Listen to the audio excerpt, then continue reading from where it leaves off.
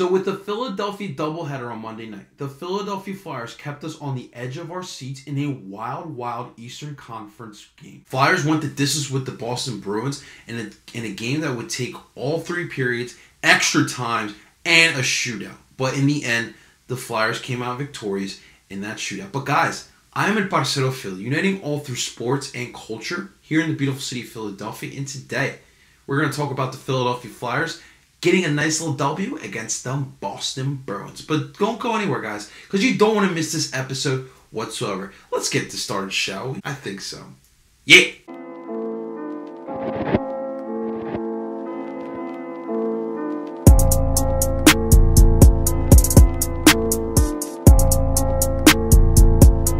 Alright guys, before we move forward, guys, real quick, I just want to say thank you so much for tuning into my channel here. Guys, I'm just a young Colombian American who is just trying to unite Philadelphia sports fans through culture and, well, sports talk.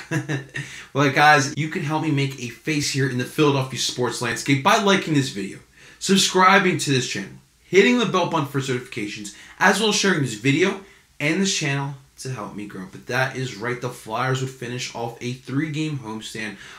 So far, the Flyers have split this homestand since coming back from that vaunted, nasty Western Conference road trip that we won't talk about at all. Because today, guys, the Flyers gave us something to celebrate here. Facing off against the Boston Bruins, we knew it would not be easy whatsoever. And we saw Alain Vigneault change up the line in the morning skate. And really what stood out to me was, Vigneault going with Kevin Hayes, Claude Giroux, and Travis Konechny all in the top line. And quite honestly, guys, these are the 3 best players, or at least the 3 best offensive players the Flyers have right now, and he put them up top all on the same line. This is definitely was a little curveball for all of us Flyers fans, but definitely you're going to need this line at some points throughout the season. These are the 3 best offensive players currently right now on the Philadelphia Flyers roster. So that was definitely something to be looking for. And of course, it was Ivan Provorov's birthday as well here in this game. So nice little victory for Provy would have been really nice. All right, but unfortunately, guys, here in this game will not start in the Flyers' favor, and it looks similar to how the Flyers were playing over in the West Coast there. The Bruins started off quickly. They got on the board first. Andres Borja, early in the first period, was able to fight off Philip Myers, make one move to stall Carter Hart, would backhand the puck in the back of the net to put the Bruins up 1-0. And on that first goal, it was just a sloppy defensive play by the Philadelphia Flyers, something that really we would see in these, you could say, first period and a half for the Philadelphia Flyers. Definitely nice showing of skills, Andres Borja. All right, 16 minutes in the first period, the Boston Bruins would be awarded a power play in which they would take advantage of, as D'Antoni, with a nice precision pass, would find David Krejci, who was coming from the right side of the ice and was able to sneak past Sean Couturier and get the puck past Carter Hart to put the Bruins up 2-0 in that first period. But just right before this first period would end, the Philadelphia Flyers would go on a power play, and that's when they would get back at the Bruins. Travis Konechny, with the smart pass, he was going up the center of the ice, and just at the last minute would pass the puck to a wide open Kevin Hayes on the right side of the ice, and Kevin Hayes just smashed it in the back of the net to get the Flyers down 1 goal, with the score being 2-1 heading into the second period. After 1 period, the score was 2-1.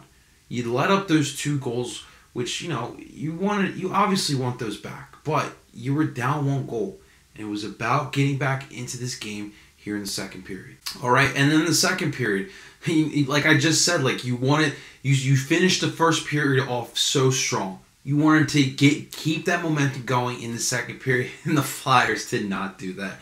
Right off the bat in the second period, off a turnover, Brad Marchand would begin the quick transition and credit David Pastrnak, who was able to split the defense. Brad Marchand would make a nice pass past Friedman, and they would find Pastrnak, and Pastrnak would just slide it through Carter Hart's 5-hole, and that would put the Bruins up 3-1 right at the start of the third period. All right, just as the second period was ending, Sean Couturier was able to find Travis Sanheim, who was near the blue line on the left side, and Travis Sanheim would move to the center and find a lane to wrist the puck into the net, and would find the back of the net to get a goal back and make the score 3-2. And remember Travis St. because he would be one of the heroes of this game. And again, you're still down 1 goal heading into the third period. 4 minutes into the third period, the Bruins got another goal as Danton Heinen and Charlie Coyle would punish the Flyers defense. Coyle would split the defense, and he would find the top right corner of the net, getting past Carter Hart's glove. Carter Hart had a slow hand on that shot there, and Coyle would get the puck back past Carter, putting the Bruins up 4-2. And just when you thought that goal was bad, oh boy, the Flyers, believe it or not, allowed another goal. 7 minutes into the third period, Ube Kubel in the Flyers' own end would turn the puck over, and Borjeric would find a wide open David Krejci would just shoot that bad boy in the back of the net, and the Boston Bruins were up 5-2 with 12 minutes left in the third period. Now, this is where the job is tough here, because now this is the final period. You don't have, the time to get your guys together to recuperate and try to get 3 goals here. And the Flyers will go on a run here that, wow, but let's just dive into it. All right, 7 minutes left within the third period. Jakub Voracek would skate back inside and find a Sean Couturier who was skating down the left-hand side of the ice, and Couturier would just slide it under Tuukka Rask. Tuukka should have honestly saved the puck with his stick, but this puck would just slide right under the stick. That would put the Flyers back down to 2 goals. The score would be 5-3. Third period, a couple of youngsters stepped it up to get the Flyers their 4th goal. Nick Friedman would shoot the puck in some traffic near the net. It would bounce off a couple people, wasn't really clear, but in the end, the goal would be awarded to Connor Bunnaman. It's his first NHL goal of his young career, so congratulations to Connor. And with that goal, that would put the Flyers back down now to 1 goal. The score would be 5-4 with 5 minutes left to play. Things got really interesting, and at this moment, you are at the edge of your seat. Your heart is racing. You are biting your nails down to the numb, because the Flyers are giving you another classic game here against who else but the Boston Bruins. Then, on a 4-on-4, Travis Sanheim would get an opportunity to get a shot on net, which would be blocked, but then on his rebound, he would able to put that past Tuukka Rask on the right side of the net, and that, ladies and gentlemen, would tie up this game 5-5. And with 7 minutes in this game, both sides were applying pressure, and this was such a heated battle, but it would go into extra times. And then in overtime, nothing would happen. No one was able to get a goal. This game would then go on to the penalty shootout, what we all as hockey fans wait for, of course. Kevin Hayes was not able to get his puck in net, but then Travis Konechny would put his puck in net, giving the Flyers that goal that they needed. And then the moment of this game, ladies and gentlemen, I can't believe what I'm about to tell you. Brad Marchand, Stanley Cup winning Brad Marchand here, was going up for his penalty shot when he legit, I'm not kidding guys, was going to get the puck, and he legit just missed the puck. The bottom of his stick just lightly scraped the puck, moving it ever so slightly, but he would miss that was a missed shot. And with that missed shot, the Bruins would lose, giving us, the Flyers, the victory here. And what a freaking crazy game. This has to be the most exciting, craziest game of the Flyer season this year. Like, the fact of the matter is, the Philadelphia Flyers were down 3-1 at one point in this game, early in the second period. Then they were down 5-2. And they came back, tied the game, sent it to extra times, sent it to the shootout, and won the game. This win, it absolutely shows you an immense amount of resiliency from this team. Like I mentioned, midway through the third period, you're down 5-2. Like, Alain Vigneault can't really, get in the locker room with you guys and tell you what you guys need to do, make some adjustments. No. At that point, Alain Vigneault can call a timeout and get the guys together on the bench, but that's not the same. It took the actual players to actually step up and make big plays here. Like I mentioned, Nick Friedman got his first assist here in this game. Connor Bunyaman got his first goal as an NHL player. Travis Sanheim got 2 goals here. He stepped up big time here. You're getting contributions from other guys. Every night it's someone different, and that is huge.